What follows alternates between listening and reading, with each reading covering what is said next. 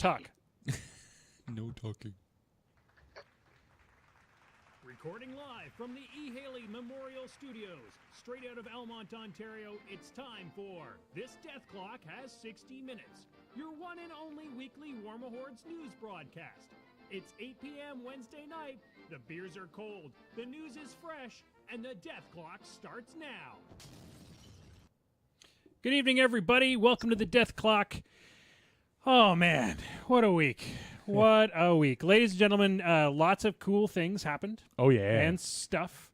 So we've got a lot to talk about. And joining us tonight is the seething ginger himself, Jonathon LeClare. Good evening, guys. Thanks for joining us, Jonathan. We've recently done a State of Cricks podcast with Tim Banky. Yeah. So we're not going to go deep into go super deep. We're not going to do our standard faction overview, but we are going to get John's kind of like take on some stuff. Yeah, and with the way the WTC went perhaps last weekend, it might be a good time to do a little bit of focus on not focus not the segment, but we're going to look at talk it about in depth. And kind of see what's going on. Now, it's going to be an interesting evening because, Jason, I'm going to moderate still, but I'm handing over the questions reins to you. Okay, it's harder for me to drink when that I'm is talking. kind of part of the point. But before we do that, let's talk about our weekend War Machine. Yes, We got games in. Yeah. Several of them. You got games. I got. Do you remember the last game? Yeah. Okay. Which game? Oh, the one at Albans. Yeah, barely. That's why I was Holy asking shit. if you remembered. Yeah, so I guess I could start with that one. Sure. So we went to Chris Albans on Saturday and maybe played a couple games and then got faced. Snicket? So I played against Mr. Bilak, and he let me drop the Black Industries theme into his Gareth list. Ooh. So bottom of two. Yeah, you guys were like, we had just like moved the first of our models, and you were like, we're done. Yeah, Bilak maybe moved Gareth within like 4 inches of Deathjack and a Slayer. 4 inches? Yeah. That's ballsy. That's really close. He forgot. Well, he feeded, so Okay. I wasn't allowed to spend focus. But he forgot that Scar also has Dark Guidance.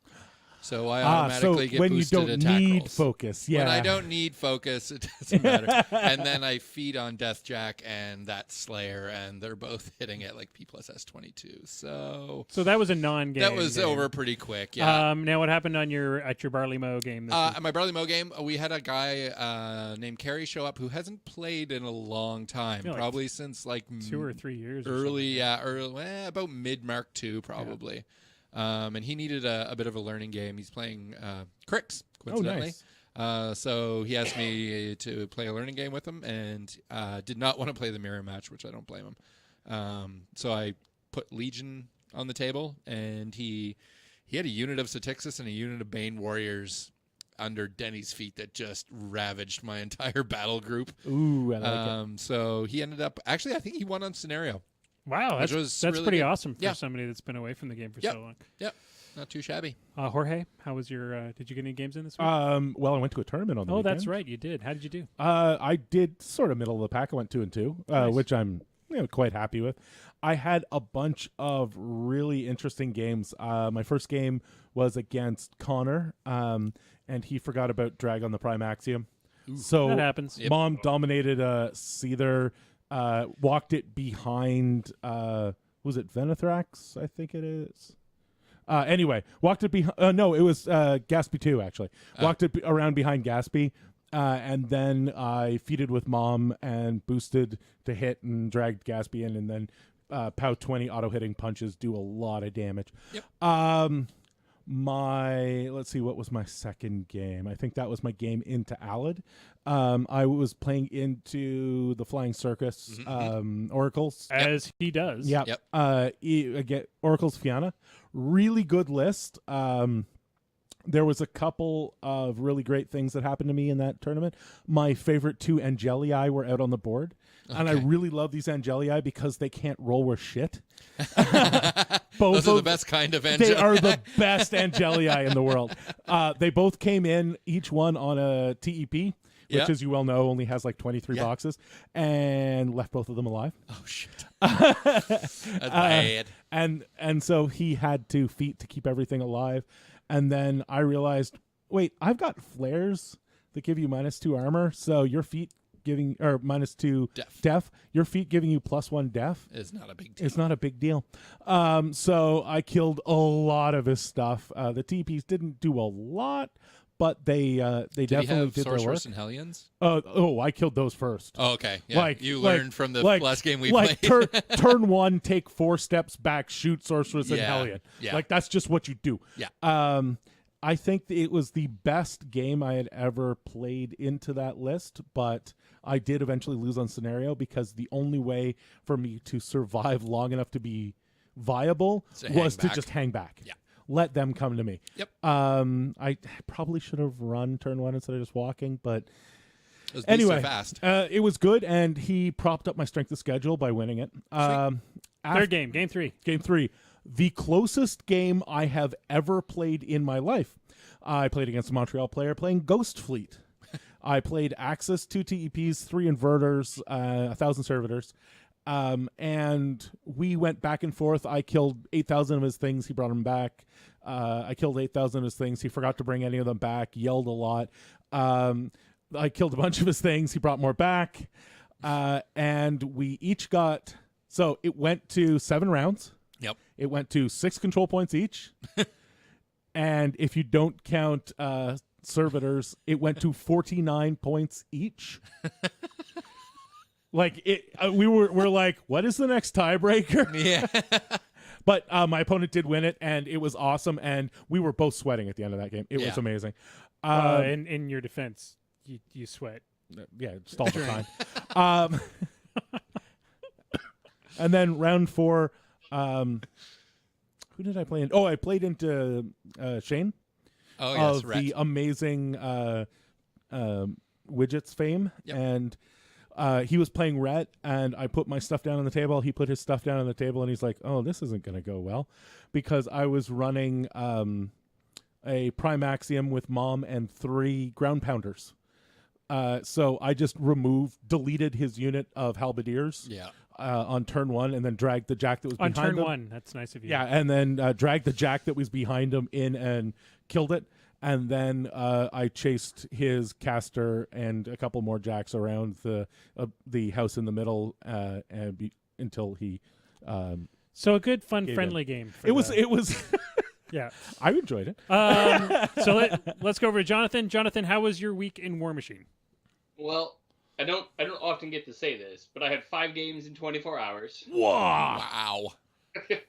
I started Friday evening with a game against Heretic with my Denny 3 Bizarro list. It worked out all right.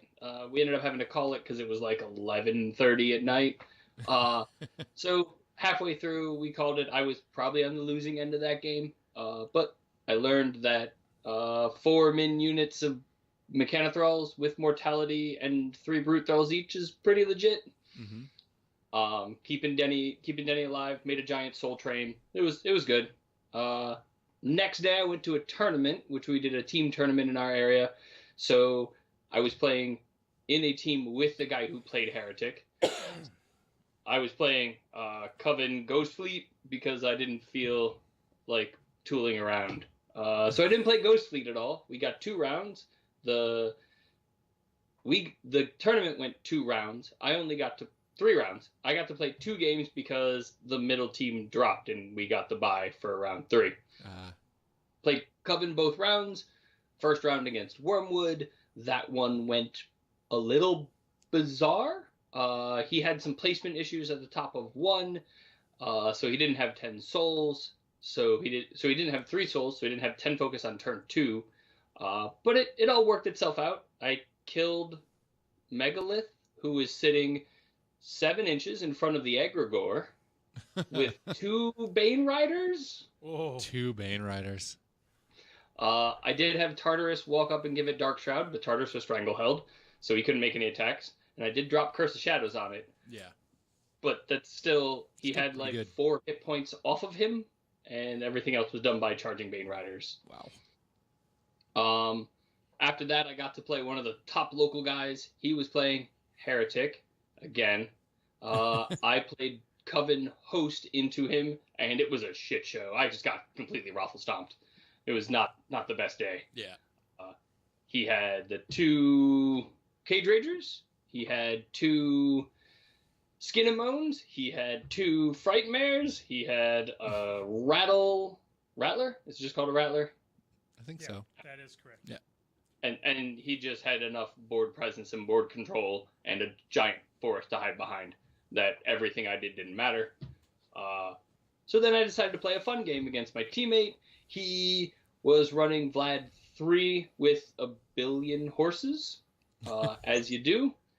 I played my Denny 3 list again, made a couple changes, so I put a whole bunch in advanced deploy. So I had 40 Mechanothralls on the board, most of them advanced deploying. Swapped out the 2 Leviathans from the earlier list for Deathjack, because Deathjack, with the potential of defense 15, and Poltergeist is really good, and Deathjack sitting behind the list casting Ghostly and Mortality is just awesome. It makes me giggle on the inside. So I blew up a lot of horses, ambushed into his horse's back arcs. It was just glorious Mechanothrall death. It was fantastic. And then for the win, I had he ran in with Vlad, did a whole bunch of awesome crap, killed almost my entire army, ran backwards, and Deathjack was on the other side of a fairly large forest. But I have Ghostwalk and I have Trample, so I ate him. Yeah. It was not his finest moment. But if he'd been about an inch backwards, if he cast Dash instead of Hand of Fate, is that the one that kills everything and I hate a lot? Yep, probably. Yeah, that's the one. Sounds about right. I hate it. If he'd cast Dash instead of Hand of Fate, and he doesn't need Hand of Fate to kill Mechanothralls, No. he ends up an inch further back, and I can't get him with Deathjack. Ah. I got in 2 games this week, which was pretty good for Yeah, me, actually. that is pretty good I for had you. a really cool game with Chris Aubin. He dropped his double siege, battle engine Battle list. engines. Yep. It's Menoth, so the really nasty. Which those caster was he playing? Double Power Church? I can't remember. I can't remember the cast. It wasn't Amon. It was the dude that's like a really plain looking, just looks like a.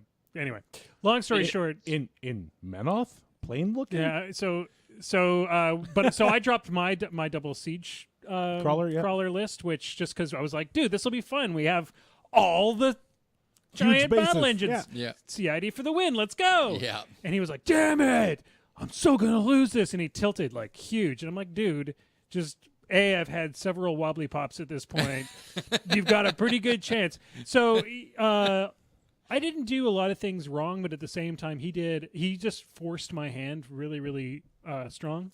Yeah. And right at that beginning of the game, I was mentioning to Jason how much better my games had been since I really started forcing, really playing so that I push my opponent to do more and So you go for scenario, you go for board presence, you try to get as many of the little things in as you possibly can. Chris Orr taught me that, and it was like, oh, that kind of changes if you're just putting so much pressure on your opponent that they crumble. Yeah. I was saying it really works. Like it really, really works. They just crumble because you're just. Who knew that Chris Orr was a I good know, player? right? I know, right? And just like one piece of advice could I've change heard he's my okay. Yeah. So I did that to Chris, but as soon as I said that, he started playing that way. Yep. He was like, well, fine, if that's how we're going to do it. Yeah. So it was Kraos 1, the pop and drop? I believe so. And then yeah. I played a game against Brad Yep.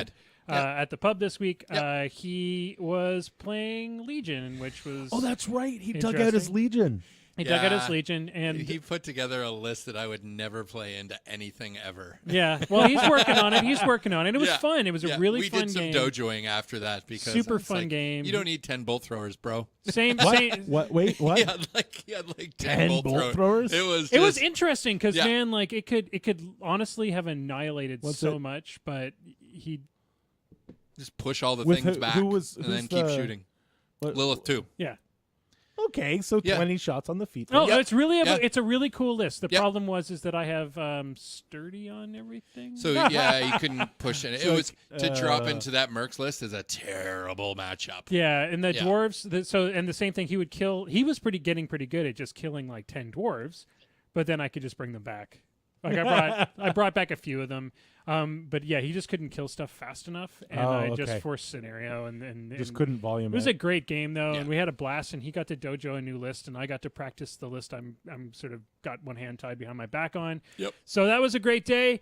But that's it for that one. Let's talk about the news because man, we talked about our games this week a We lot. had a lot of games. Turns out we Everybody played a had lot of games. That's crazy. Some of the news items. Elish never Garrity happens. has hit War Room and is on the George even has it on the table. He's hit the Yeah. table. Woohoo! So you're going to be playing him this week because Oh, hell yeah. as of this week you can play him in He's your the CSC only list. non-convergence model that I can play in convergence. Does he become friendly faction just because I have no idea.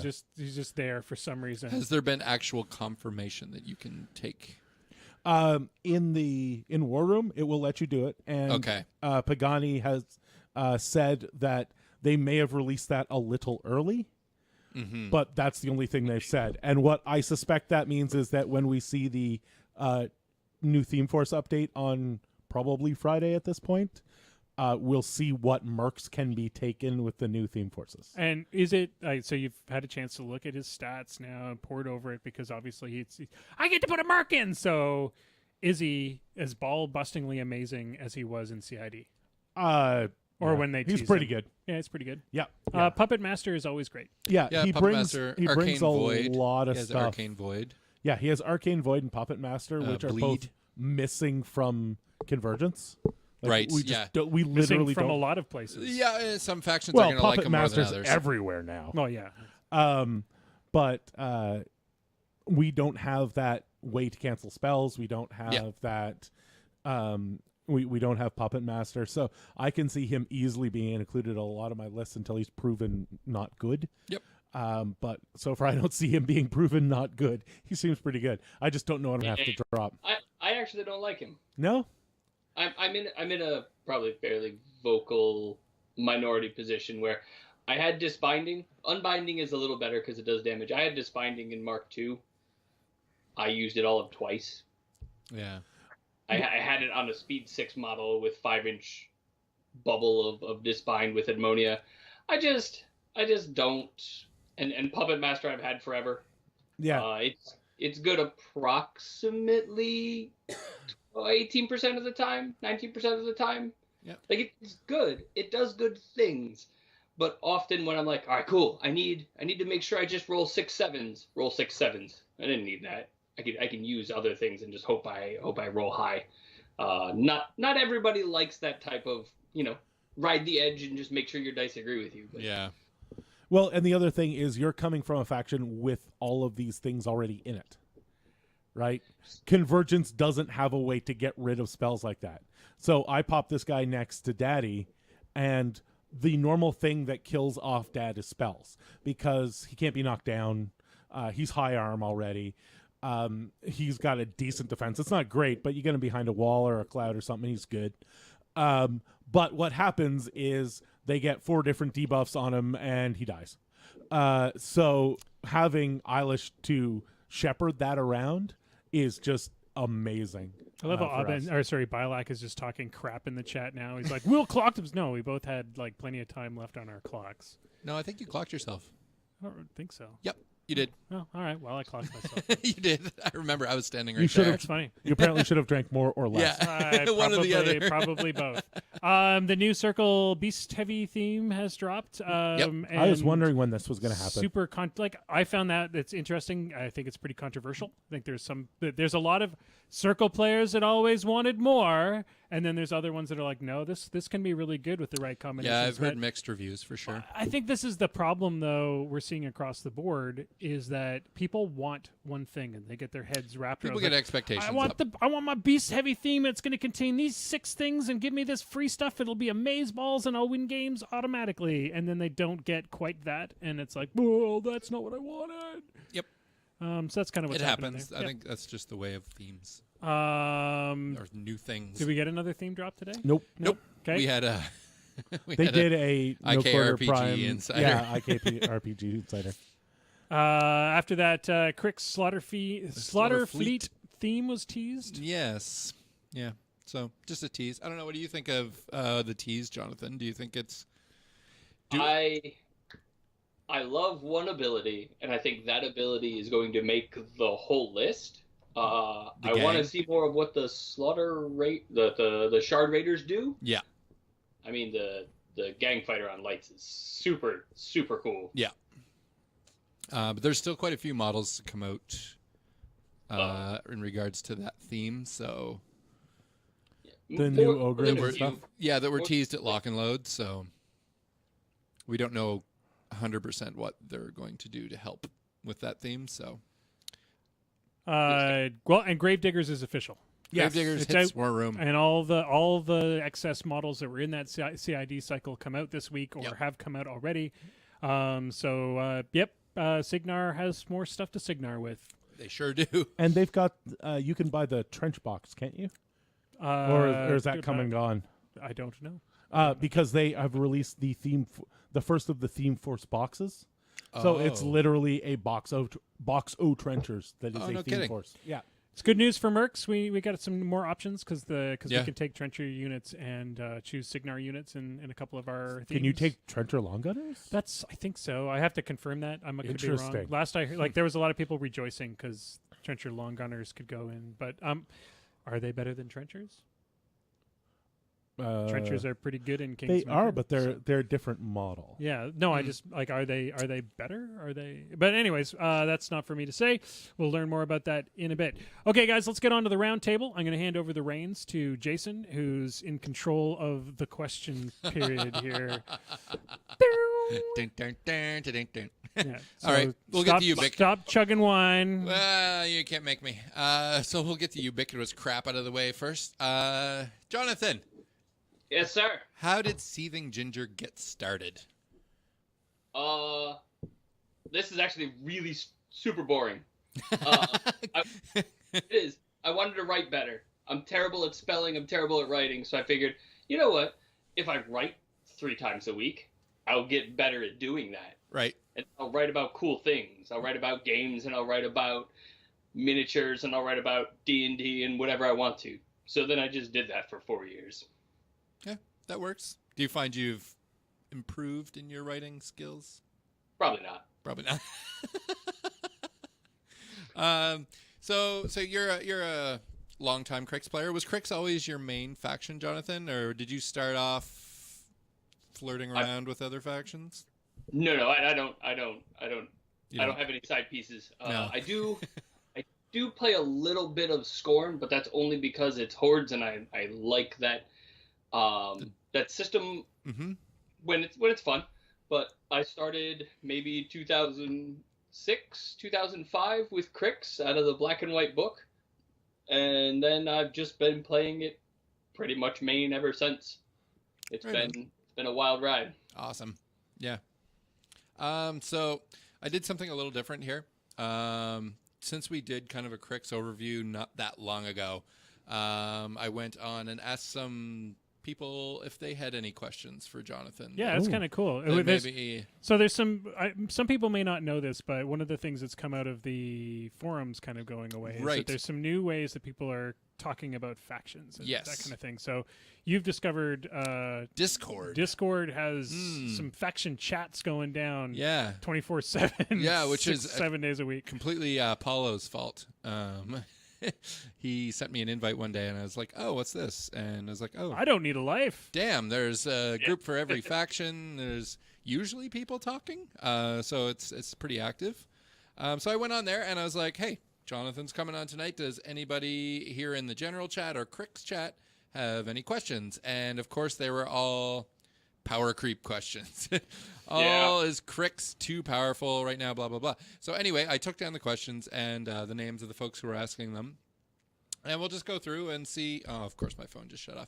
We'll just go through them and see what Jonathan has to say about these. Well, I can do the first one while you're getting your phone Sure. up and running. Yeah, go for it. Lyriel asks, do you plan on looking at the WTC statistics for Crix at all? No. So I do like the WTC statistics in terms of overall like brain power and looking at lists and finding what lists are strong. But by the same token, when you look at the WTC, you're able to build better matchups. So win percentages don't really matter to me.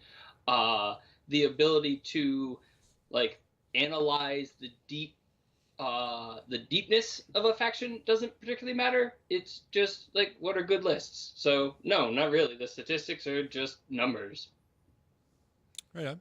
Yep, that's one way to look at it. A lot of people do. It's kind of the way I look at it. Like the other thing is, somebody, I can't remember who it was, somebody we had in the cast years ago. It might have been Marc Andre or one of those guys. A hard WTC player said the problem with the WTC statistics are that they don't actually reflect truly what happens in a normal game. Right. Because in a normal tournament, you're picking your matchups. You're not picking your matchups. Right. Sorry. You're getting a 2-list pairing or whatever. Yeah. The way that the WTC, the format works is it's such a different beast, if that makes sense, because you're picking your matchups much more. And you're dropping lists to specifically deal with certain matchups. You're very rarely just playing a game where you're like, well, shit, I can't deal with that. So that does skew. It's great players, don't get me wrong, but it does skew that curve quite a bit. Yeah, for sure. So the second question was from Quasi-Potent Mabadapi. I don't know. I probably pronounced that terribly. What are your thoughts on the overall dominance of Crix at the WTC? Because even if we ignore the statistics themselves, the fact is Crix won a lot of games, and they did pretty much dominate the WTC. So what do you think about that, Jonathan? Do you think that's just a matter of Crix getting all the right matchups, or there's a little bit of that, and there's a little bit, and I'm going to get crucified for this because I hate people. We're with you, man. Yeah, we're right behind you on this one. We broadcast things on the internet. Hatred of humanity just comes hand in hand. So the big thing about the meta currently is that everybody wants to push their problems on other people, and nobody's playing, not nobody, right? But fewer people are playing answers. I remember getting my cane out in my wheelchair here. I remember the days when the question was not, how do I make the opponent suffer X? It is, how do I prevent myself from losing to X?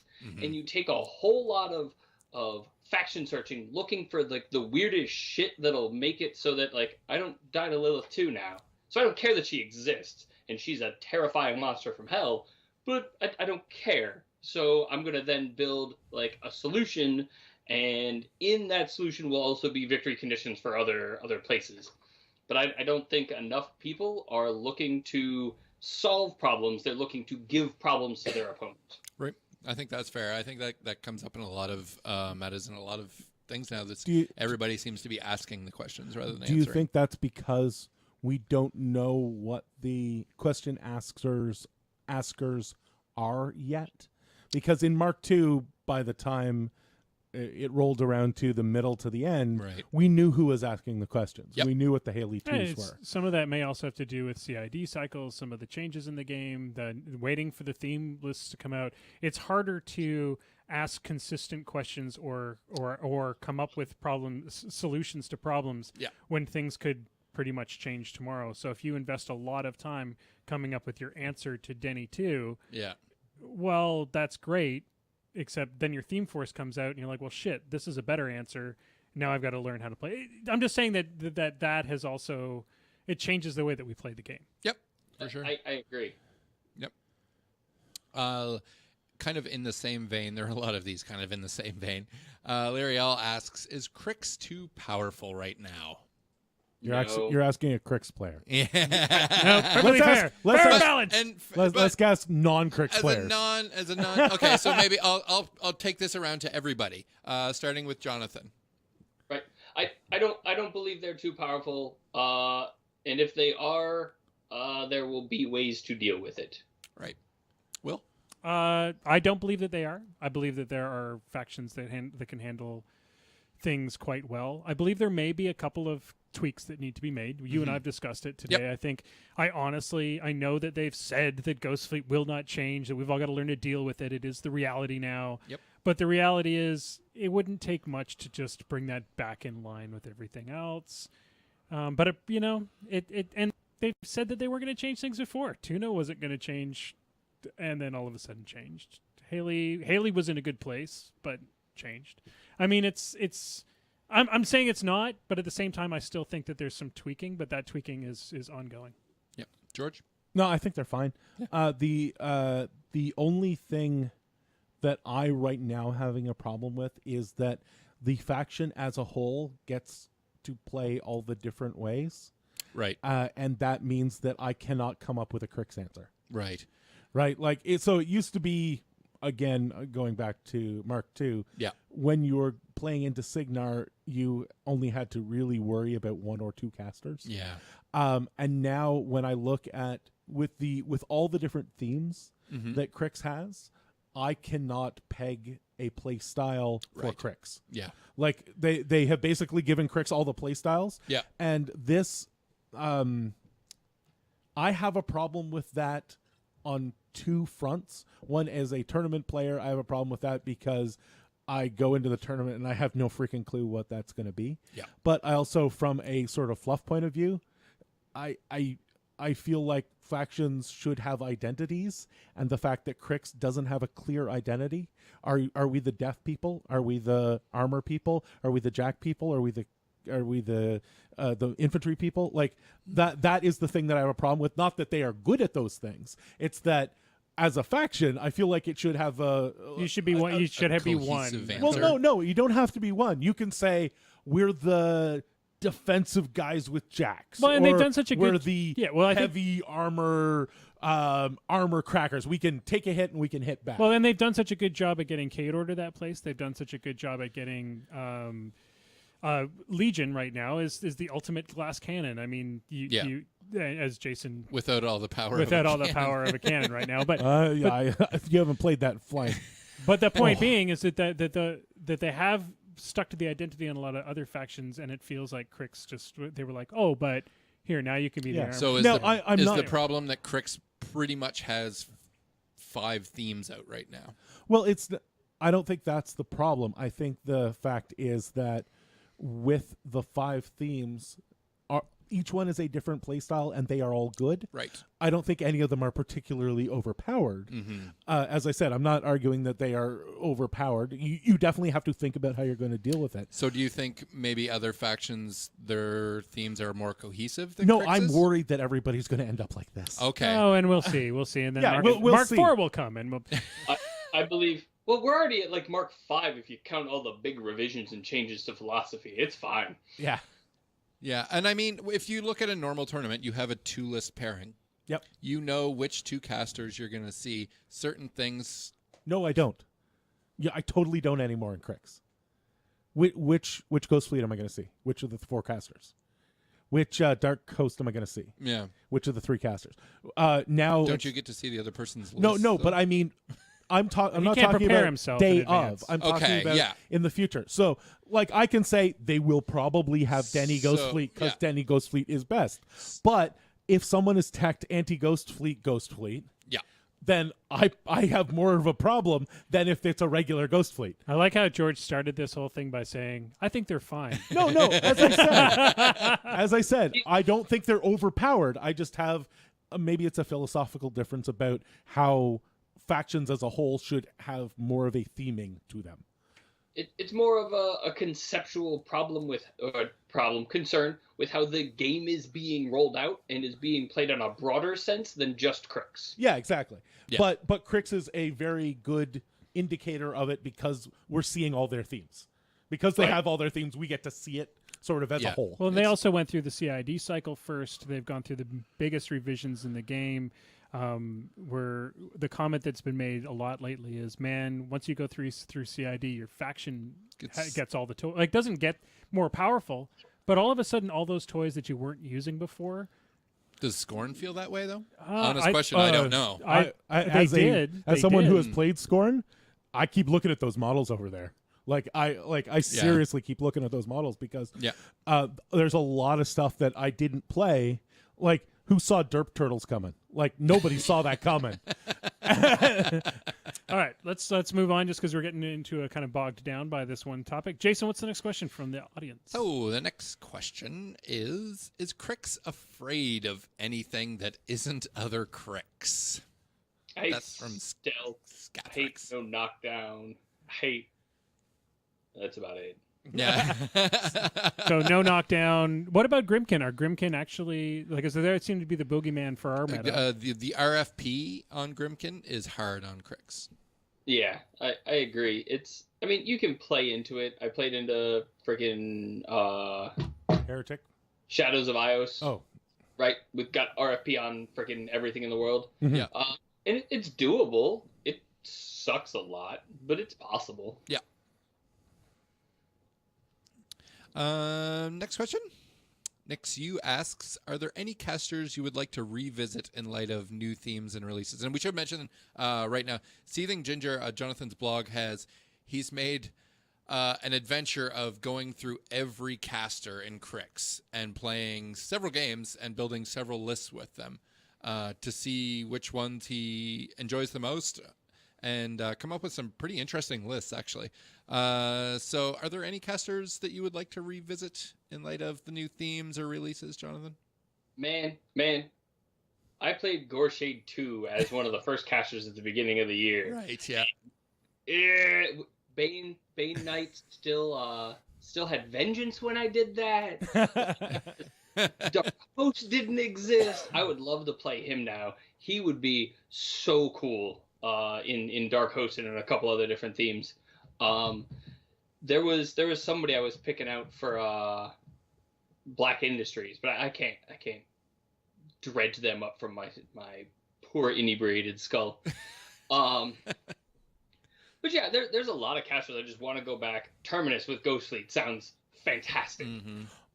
I just have to do a shout out to the most amazing Terminus I have ever seen on the table. I saw the best Terminus mod. All in one piece? Magnetized wings. Okay. That were like from a... What kind of magnets were they? I don't know. Jesus. The wings were from some kind of 40K dragon. Oh, okay. But had also been modded with all these big mechanical bits. Ooh. So it fitted. I just wanted to point out that for anybody who was at that tournament, I think it was a Montreal player. Yeah. He has the most amazing Terminus Nice mod ever. I'll see if I can find a It's funny, Terminus is actually like it's a weird model, but it was actually one of my favorite ones to paint. Other than Gimpy Hand. Right, yeah. Well, it's just because it's such He's an interesting it's model. an interesting model full of detail, and it's got a lot of really assembly that most people it's really the dread assembly that with most. Sorry to derail you there. All right. We got time for about 5 more questions, and then we're gonna have to move on to. All right, let me handpick a few here because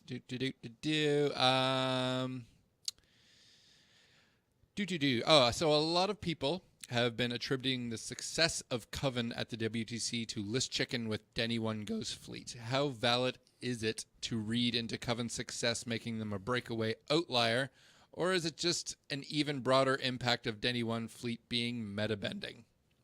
Ooh. Coven Simple question. Yeah. Yes. Deep question. It's just the answer actually I feel is that Coven was always good from the beginning of Mark III. Yeah. They were what we crutched on before, so Coven being good because of Denny is a weird question to ask. They were good. We found Ghost Fleet and went, we could not use you for a little bit. And then we're like, well, but come back. Now let's do this together. Yeah. Yeah, so one of the first, I first started playing Crix in like January, I think it was. And we've faced against that friggin' list enough times. Yeah, one of the first lists I played was Coven with Double Satixis and Soul Hunters. And it was some of the most fun I've ever had playing War Machine in my life. Because you won every game Oh, it for was like just, 3 months. disgusting. It was glorious. Yeah. So here's a little bit of one from Nick. You any advice for Crix players that are tired of hearing Crix is OP or overpowered from the rest of the community? Oh my God, I've heard this for like 11 years. It is you just get used to it, and you take it into yourself, and you go, all right. What I'm gonna do is it's really irritating to hear that over and over again. You just won because your models are better than my models, not because you have any skill at the game, not because you tried real hard, not because the opponent made dumb mistakes. So you just let it wash over you, and then you go, I agree, but also this thing you did was really dumb and probably got you killed. And this thing I did, I thought you were going to kill that, but then you chose to go over here and just not. So these things allowed me to kill you. So maybe next time don't do that. So bathe in the salty tears of your enemies. Like Alad says in the chat, feed off the salt. Enjoy 100%. Live off the salt. All right, last question, Jason. Let me see here. These are super long. Here's one. What do you think of the example list for Slaughter Fleet? Fleet? Did I say feet? Yes. I may have had half a bottle of wine so far. Does it have game, or is it too reliant on models that we haven't seen yet? And as an aside, the list only added up to 73 points unless the stalkers are now actually 9 points. That's actually a really heavy question. That is a long question because I have to talk about the Raider. I have to talk about Slaughterborn and his boys. I have to talk about like Iacos, right? Because he came in the list free. Yeah. And I have to talk about the Stalkers, and I have to talk. But I'm sorry, Oz. I don't. Or was it Will Schick? Whoever it was. I don't like your list at all. It has two. I think that was Schick. My least favorite units in the whole world. Yeah. I just don't like the Blood Gorgers in their current incarnation. And the Black Ogren. No, the Trollkin, the Blood Gorgers. Yeah. If they can't do anything, they can't get anywhere. I tried them with Iacos and they failed. Like he gives them Scything Touch and a +2 to hit, and there's nothing. So hopefully he's playing with the CID version where they're masters of killing the world. Right. Could be. Could totally be. Could be. All right, we're gonna leave that topic behind. Yeah, but do you think one quick question? Do you think stalkers are going up to 9 points? I do not believe so. Okay. I believe he's bad at math. Just Okay. in theme. Just bad at math. No, just in theme. Just in theme. All right, it's time for us to get a little for the first time in 3 weeks. It worked. It worked. All right. Tonight's focus, and this is in direct correlation with a few things that have been going around the news. We're not going to specify what they are because it kind of all shook itself out. And what it kind of brought to the forefront for us was the concept of sportsmanship And etiquette. and etiquette, and what that means as far as playing this game. Our good friend Tim Banky has said this to us a million times, that this game, it's a construct of etiquette. It's an agreement between two human beings to play a game the best we can, as honestly as we can, and that construct needs to be. It's an agreement. Yes, it is. So it's a gentleman's it's agreement. a gentleman's agreement Yes. to not completely just fake shit. Right. So let's talk a bit about what we consider sportsmanship and etiquette, and some of the things that make you more sporting. Yeah. The first thing that Jason, you wanted to talk a bit about was sportsmanship and etiquette. What do you think are sort of the golden rules as far as War Machine is in Hordes is concerned? I think it's different for different people. And different metas too. And different metas. I know some people are way more competitive than others. Some people just play the game for fun and shits and giggles. So I think probably at the start of your game, you should ask your opponent before you even begin to take models out of your bag what kind of a game you're looking for. Are you looking for something competitive? Are we dojoing? Or are we just shooting the shit, having some beers, and playing a game of War Machine? So, and that's the game that you like to play. Yeah, I'm not a competitive player. And George likes to push shit in. George is a shit pusher. No, not necessarily. I won't say I Me and don't. George are the same spirit. I won't say that I don't enjoy it when it happens, but more to the point, I like to play a limited set of models repeatedly until I finally figure out how the hell they work. It's one of the things that I love about playing a limited faction, and one of the reasons that I will tend to pick a pair of lists at the beginning of sort of a 6-month period and just play them to death. So Because I know that the lists are good, and if I do enough repetitions with the lists, I might finally figure it out. Okay, so that aside, because you like to play that kind of game, because that's what you're working on. You're playing an internal game as much as an external game. Right. What are your sort of rules of sportsmanship and etiquette? Well, What do you expect from your opponent? so what I expect from my opponent completely changes depending on where I'm playing. If I am playing at a tournament, I expect a tournament level player. It doesn't matter.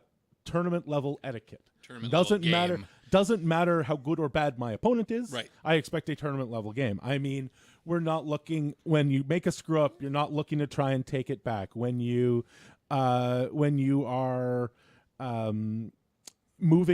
you're casting a spell, you're always tokening absolutely everything. When you're marking on your cards, they're out in front of you and your opponent can see it. If you're using a tablet, the tablet is set so that your opponent can see you marking the damage. I expect a relatively clean game. We are humans. It's going to happen. People are going to mess stuff up. But I expect a relatively clean game. And when I make a mistake, I expect to declare it immediately to my opponent and them to do the same for me. When I sit down to play at the pub, I expect a bunch of drunken louts to push models around, and I'm really happy if my models don't end up on the floor by mistake. That's good, because that's pretty much what you get. Yeah, exactly.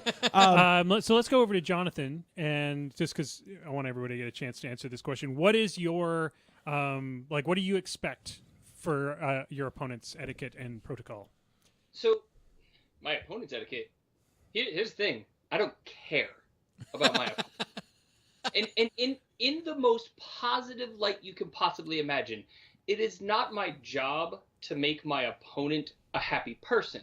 They have to be a happy person when they're playing the game, and I have to be a happy person.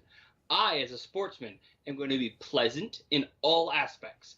I am going to be clear, and I am going to make sure that I am the least dick that I can be.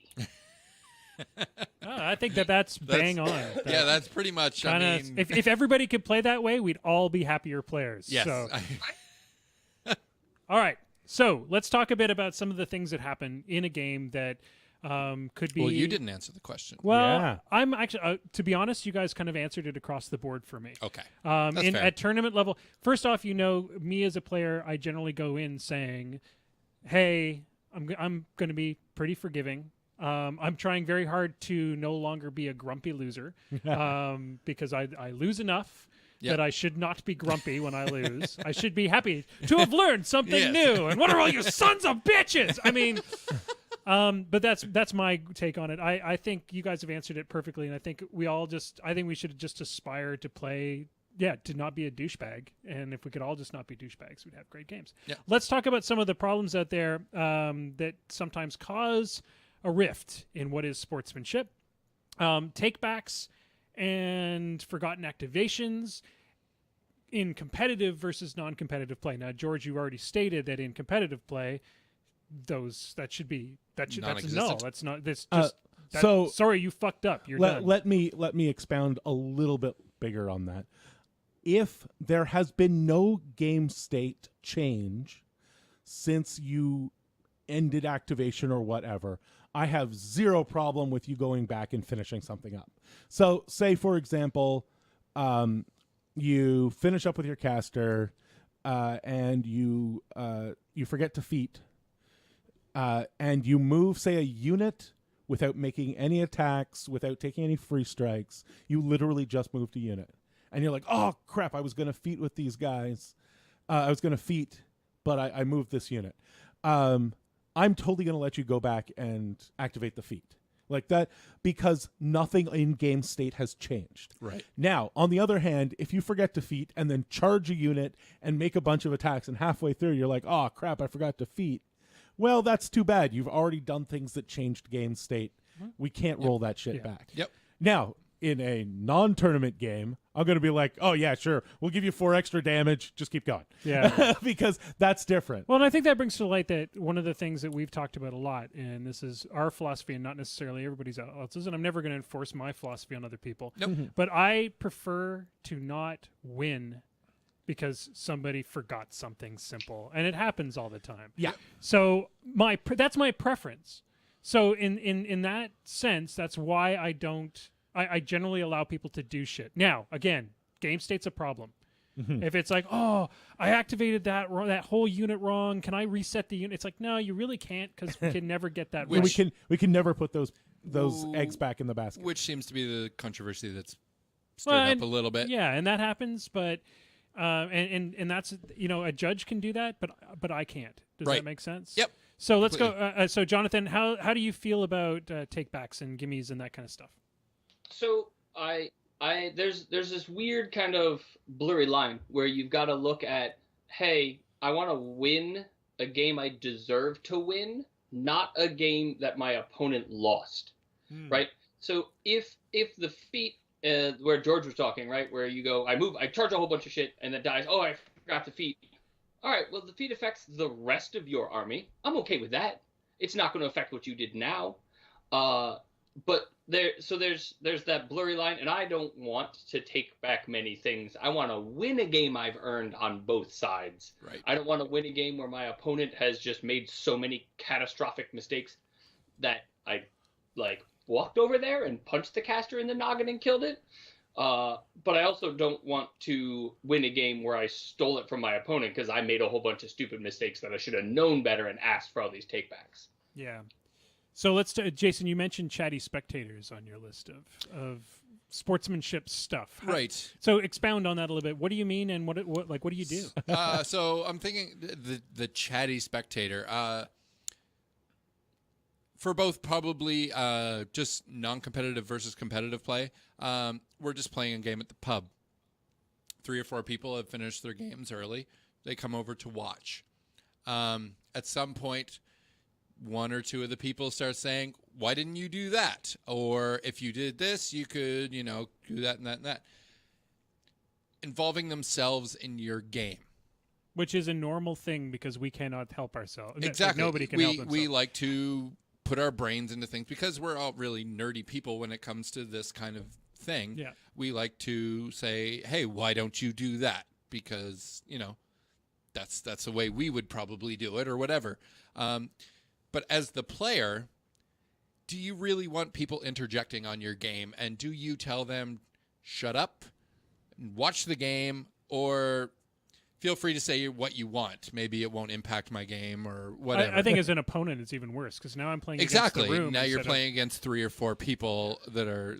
So at the pub. Yeah. So we have sort of distilled this into the pub and the tournament. Right. At the pub, or the game, the friendly game home store. game or whatever. At the pub, I don't care.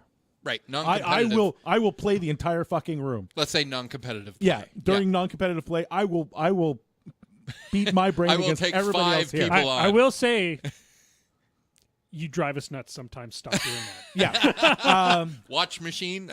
Yeah. The other side of that is during a tournament, shut the hell up. There are. Yeah, I agree. In a tournament, I don't think it's ever warranted. I think you watch and be quiet. A great thing to do if you have a chance to go to the Southern Ontario Open. Go after you've scrubbed out of your game. Yeah. Go and watch the streaming table near the finals. Right. And because we stream, I've sat there. I have gotten front row seats at some of the most amazing games of War Machine. Yeah. And what happens is you have other WTC teammates and stuff, and one of them will tap the other guy on the shoulder. They'll both turn around, take 10 steps away, whisper to each other, then turn around and walk back. And a perfect example of that was Banky and Soon's game in the finals of the Sioux, where Banky had forgot that the particular caster had feigned death. Yes. And was knocked down. Mm-hmm. I saw a wave of people walk away from the table. Because now, the interesting thing is when you're playing that type of game, people wandering away from the table, you never think it's because of what you're doing on the table. Right. You assume they're going for lunch or something. Yeah. Which is exactly the way it should be. Yep, for sure. Yep. Now, on the other hand, I have also been playing a game, and I've had Banky walk past me and say, later on you're going to have to explain to me the positioning of Model X. And then you're like, oh, fuck. Oh, fuck. Banky's totally going to... So I'm going to send this last question out because we are going to have to get to the lightning round. I'm going to send this last question out to Jonathan. What do you feel is the best way to resolve rules issues when things aren't crystal clear in a tournament setting and outside of a tournament setting? You call a judge. You call a judge over, and then that you just look it up. If it's not in a tournament, you wait. You go in the book and you make sure you know what you're doing. Because if you don't know what you're doing, you won't know the next time, and you won't know the next time. If there's any sort of disagreement, you look the damn rules up. Read your card. And then if it's in a tournament, just call the judge. I'll wander over. I'll look at your rules. I'll make a decision, and then I'll wander back out. Perfect. I think that is that is exactly the answer I would go with. That's what I would go with as well. Everybody who can hear my voice right now, please call over. Just wow. Sorry. It was funny. Everybody who can now hear my voice because of the ass hats in the room, call the judge. The judge is bored. The judge is sitting over there on his phone looking at Facebook for the 478th time. He would really enjoy measuring a distance or checking a line of sight, or if you've got some obscure rules question, or just you want to clarify something before the game starts. So I have one more little thing that just came up in the chat. Say we're doing a stream game. Mm-hmm. Me as the person sitting at the streaming table notices an error that happened during the game. Is it proper for the person who notices the error to call a judge and bring it to the attention of the judge, or is it only on the onus of the two people playing the game? So if you are watching a game, first of all, you should not just throw your hand up and yell judge next to somebody else's table. Definitely not. No. But if you approach the judge and say, I have noticed this thing, and you can do it away from the table, that is perfectly okay. Because the judge can then make the call. That's a action that is not necessary. It's just a may action. Right. And in the case of a may action, judges generally won't act because it is not an illegal game state. But if it is something that is going to cause an illegal game state and people are going to later on see that and go, what the hell are you doing, you cheaters? Everybody wants that fixed ahead of time. Right. There's nobody on either side of the table who doesn't want that shit fixed as quickly as possible. So can you say, guys, pause your clock for a second, or you just let them go? No, you do nothing. You do not interfere. This is not your place. Yeah. The judge, on the other hand, that's his entire job. You go to the judge. You go to the judge separately and you say, hey, I've noticed a thing, or I've done this. You tap on a judge's shoulder and he'll walk away from the table with you and you can say, I think that model is doesn't he have to make that tough roll, or doesn't he, it's a must, not a can, to kill another model or something. And then the judge will walk back to the table, he'll look at the table, and he'll either say pause your clocks, or he'll say I'm going to need you to make that tough roll. Or whatever. Excellent. All right, good to know. We're gonna cut this short. Thank you very much, guys. I think that was very informative. It's always good for us to touch base on sportsmanship and etiquette. Indeed. George, hit that button.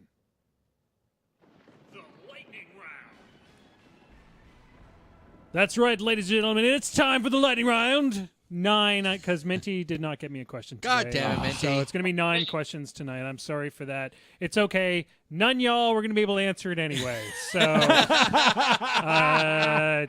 we'll just I'll give a number 10. Yeah. What is the most complex thing I could possibly think of that you don't know? I All can right. come up with one. Question number 1.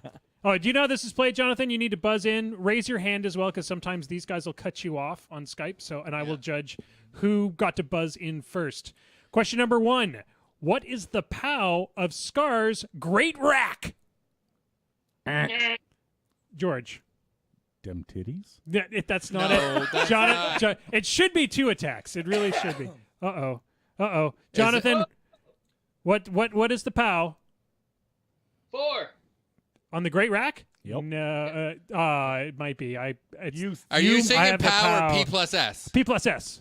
Oh, well, that's Sorry, different. I screwed that up. Dumas. God damn it.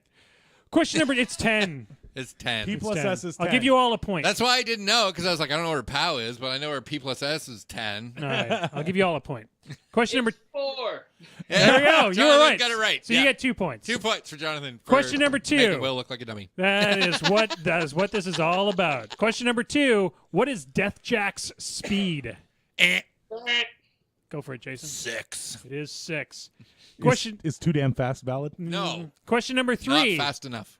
What is the FA on bile thralls? Jonathan. 2. No, it is 3, sir. It is 3. Same thing. Question number 4. Nobody uses them anyway. Apparition happens in what phase? Jason. Maintenance phase. It's control. Minus 5 Didn't points. we go over that on Monday? Just went over that, yeah. I thought it was maintenance. Somebody No, said it's maintenance. control. Pretty sure somebody told me. You got You it said wrong. maintenance. No, I said control. No, you said maintenance. You're wrong. You were like, it happens on the maintenance phase. How much was I drinking on lot. Monday? A lot. Okay, that makes sense. Question number 5. The blood hag attaches to what?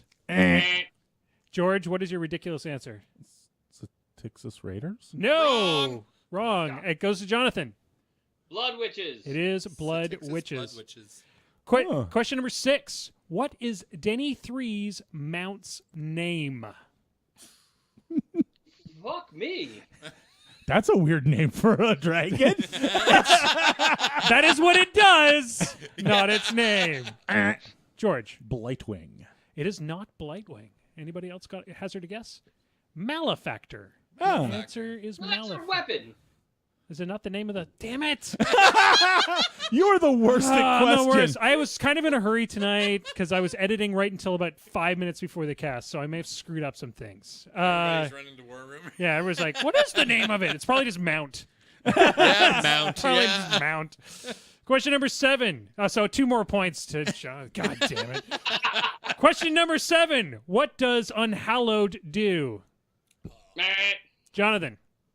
+2 armor to all undead models in the command range of 4 ranged and magic attacks. Correct, sir. Very well done. Question number 8. What is the cost on Mockery of Life? Jonathan. 2. It was just Mount. I know. It's Mount. It's Mount. Would have been cool if it was Malefactor. Would have. It is 2. You are correct. Question number 9. My dragon's call gives me souls for the enemies destroyed. Who am I? Jonathan. Terminus. Lich Lord Terminus is correct. We don't have a 9th question. It is 10th super 10th question. Super complicated. In what year? In AR, what blah, year blah, blah. does the color blue? George, you want to make up a minty question? Go ahead. We'll try to answer it. Okay. Lady Katarina Rose was held in what prison in the Iron Kingdoms? I gotta come up with the George answer. Arkham Asylum. Incorrect. I give in. What was it? I don't know. I got to look it Oh, up. okay. Oh my God. God damn it. You have to know the answer. All right, ladies and gentlemen, that's it. We're going to call it. And Jonathan's the winner! Yay! Because I obviously can't write questions in 5 minutes. Join the long list of people that beats us at the lightning round. Well, hey, you've won. I've won several once, times. Twice, three times. Several is 2 or 3? 2 or 3. Yeah, sure. Please the questions in our favor. Yeah. I do Slightly make tipped. sure that The guest gets a little extra. Otherwise, Something. the whole thing really is to test to make us better players so that we know statistics off the top of our head. I don't know them, but other people might. Okay, I got to do some upkeep, ladies and gentlemen. I'm going to send this over to Jonathan first. If I want to read more stuff by you on the Seething Ginger, where do I go? Tell us about what you up to, and tell us about the Nova Open, which you're a part of. All right. So you guys have heard a lot about the Nova Open from these spectacular men. I didn't know they were doing any of it. It was awesome. And the Nova Open has been growing for the past couple years.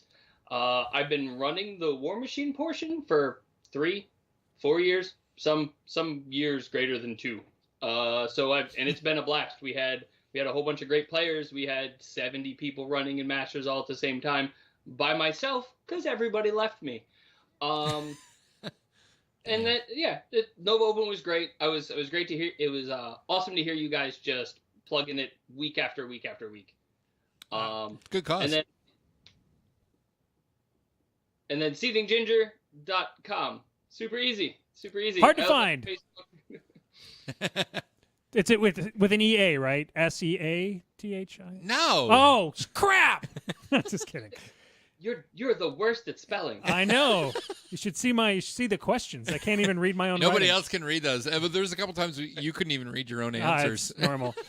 All right. So other than that, I want to go over to what does Fraser need us to do this week? Trollblood Scrum is on tonight. I believe Dallas is on Trollblood Scrum again tonight. Dang! They get Dallas on the reg. We need to get Dallas just popping in every now and then on Skype and just. Well, I think if they get Dallas, then we should get. Oh, we should get somebody better. Doug. We should just have Doug. Oh, we should have Doug. I don't mean they're comparable. Better? Better? Are you just like? Wow. Yeah, I'm calling out. Dallas. Bring it, motherfucker! All right. Oh my god. And make sure that you report your game. No, seriously though, I would like to thank PPS Jackson, who has moved on to other things. I've been talking to Jackson for quite a while now, and he's just been a fabulous contact at PP. He's a great guy. He's got his own meta going strong. So we're going to probably have him on at some point just to talk about how things are going and what life is like in his new meta and such. And he could be just caught under all the NDAs. Exactly. Yeah, he's no longer under those things. Well, though, yeah, right? he will be. Is. For like 5 years. 5 years. Worse even. Yeah. Okay, well, we'll just whisper back and forth. But anyway, a big shout out to Jackson and best of luck in his future. And thanks for helping us out as much as he has. For sure. We would not be where we is as far as some of our guests if he hadn't been on our side. Yep. George, what kind of events do we have going on in the area? The correct answer was Ramrack Royal Special Health Institution. So, now that I've discharged that particular right duty... on the tip of my tongue. Yeah. Now that I've discharged that particular duty, next up is Out of the Box on the 7th. The Out of the Box tournament series is a set of 8 tournaments leading up to a final invitational, 75-point steamrollers. The next one is on the 7th. After that, the next tournament is the Ottawa-Montreal tournament series. I don't remember exactly what date that is, but it's sort of mid to late next month. And Montreal's been calling us out, man. Oh my God, have they? And then, as we are coming up to October, Longest Night will be happening with the brand new Longest Night pumpkin patches. Really, PP? They're literally patches in the shape of a pumpkin. So, expected something better? I know. But all of the... That seems very fitting to me. All of our participants will receive a pumpkin patch. Yeah, it's glorious. Come on out, try out all the new fun, weird scenarios, and have some fun. If you're not a tournament player, I would invite you to come out and try out some tournaments. But you're not going to? I would like to, but these assholes are going to make a snide comment. Yeah. But yeah, if you've never played in a tournament, come on out, have some fun. It's a way to get a whole bunch of games of War Machine in with a bunch of fun players. And then George shoves your shit in. Yep. No, I'm running the Oh, tournament. well then. I love how I'm shoving people's shit in, and I went 2-2 at the tournament. Well, no, we're just kidding. Style. It's Style. Yes, it's a style. I'm it's a shoving it style in with thing. style. That is your style. Oh, shoving it in is the style? All right. I need to do a couple shout outs. First off, I want to thank our sponsors, the Wizards Tower. They still carry a full line, ladies and gentlemen. Get down there, buy your sweet Get your goodies. no quarter prime. Yeah, With get it now. Garrity. With the only convergence model you don't own. Yeah. That's right. And the only convergence model almost everybody will own. By Yeah. the way. So I want to shout out to them. I want to shout out to our friends at the Crooked Mile who will start sending us beer again soon. And who are proudly going to be part of MooseCon this year and Fantastic. have opened up the brewery if we would like to play games there on Saturday. No kidding. So Nice. it's kind of cool. They have an open game day there, so bring a mat. Like a 4x4. Do they have enough area? space for one? They have the space for like one couple, One mat? a couple One of 4x4? guys to come Yeah. and play. But they also have other board games. So if you just want to go, And it's in a goddamn brewery. Yeah, exactly. And Dylan's a fantastic painter, and he is playing Infinity right now. So Sounds like a cool. really great space for like Blood Bowl or yeah, it would be something. an awesome place for Blood Bowl if somebody wants to go. Anyways, join those guys on Saturdays for a game day. They would love to have you out there to play games. Last but not least, shout out to the Muse on Minis Network, who keeps us in your earbuds. So make sure that if you're not subscribed to the whole Muse on Minis podcast lineup, please do. There are lots of other great podcasts, and we would like you to love them as much as you love us. Thanks for joining us, everybody. Shout out to the Muse brand new 11 through 14 inch. They got 11 through yes. 14 inches. Yes. Finally, I'll be Finally, able to something to measure measure my 14 control inches. range with. All right. And with that, ladies and gentlemen, I want to thank our guest, Jonathan from Thank you, Jonathan. SeethingGinger.com. Problem. Thank And you, sir. You will be back again, I am sure, because... Once that CID hits, we gonna get you back, sir. Oh, we get that him... sounds sweet. Get Yep. both him and Banky on. We'll just Yeah, let them, yeah, we'll let for them sure, argue. yeah. It'll be great. We'll just shut up and We'll drink. just connect them together and we'll just log out. That's perfect. Just watch the It's show. much more polite. He's much more polite. Well, it's good to have that, We need to have both sides. You need the to have... fire and the ice. That's right. There you go. I like it. All right, ladies and gentlemen, that's it for us for this evening. George, hit that button. Dice down. Moose Machine and This Death Clock Has 60 Minutes is a proud part of the Muse on Minis network. Podcasts go online every Thursday morning. You can watch the show live every Wednesday night at 8 p.m. Eastern on Twitch and keep in touch with us on our Facebook page. Just Google Moose Machine. If you can't find us, you're doing the internet wrong.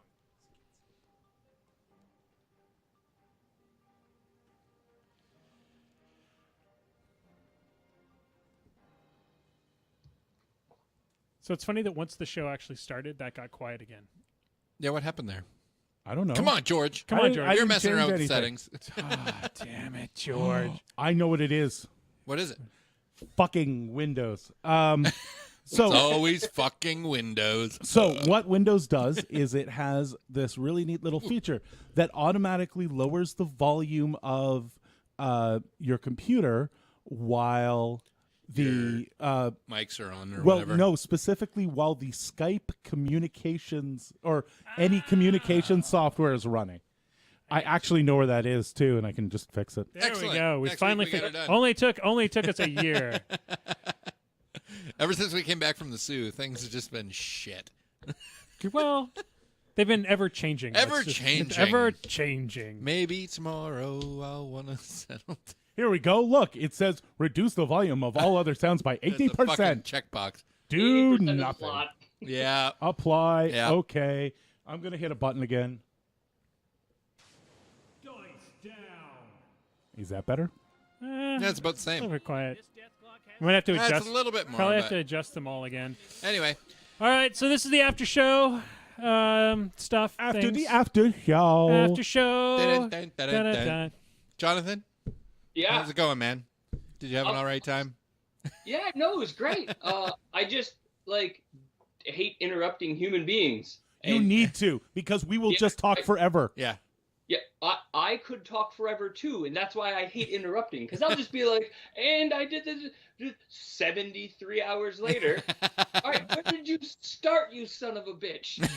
The reality is, my entire job on this show is to interrupt to tell everybody. people to shut up. Yeah. Yeah, it's just to interrupt. Yeah. That's I literally That's I what am Will I does. I literally have like lost knowledge because of this show Yeah. because now I just I noticed when you cut me off at 4 games instead of 5. Yeah. sorry. I noticed that too. Yeah, I've played 5 games. I'm Right. looking at the time. I'm Pretty like, sure that was Jesus 4. Christ, Ron.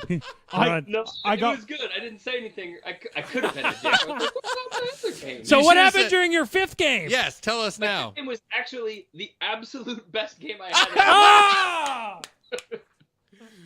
I played against the brand new Cray Ooh. with Ooh. that same giant list of thralls with Denny 3 in Breakdown, and the removal of Killbox from the edges of the board and not just from the front and back has opened up the game in spectacular ways. I was able to ride Denny along the side of the board, just ushering in wave after wave of troops, while the other side of the board ambushed.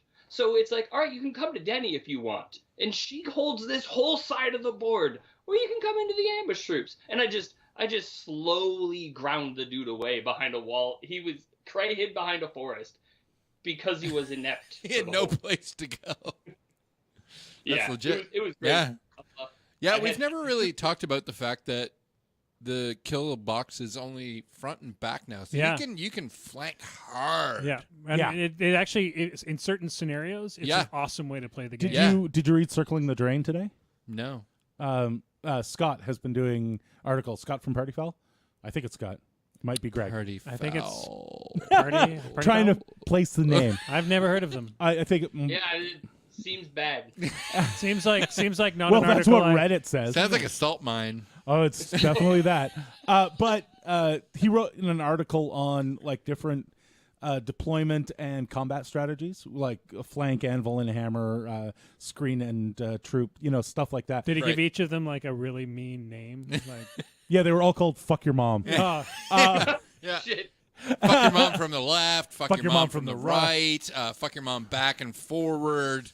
coming home to your mom in a 3-way. Yeah. Sounds like a Greg article. Sounds like a great article. Yeah. Anyway, it was good and talked about flanking. That was the whole point. Oh. Well, I guess I shouldn't have been so mean. Oh no. Did any of you play back in the day when flank was a scenario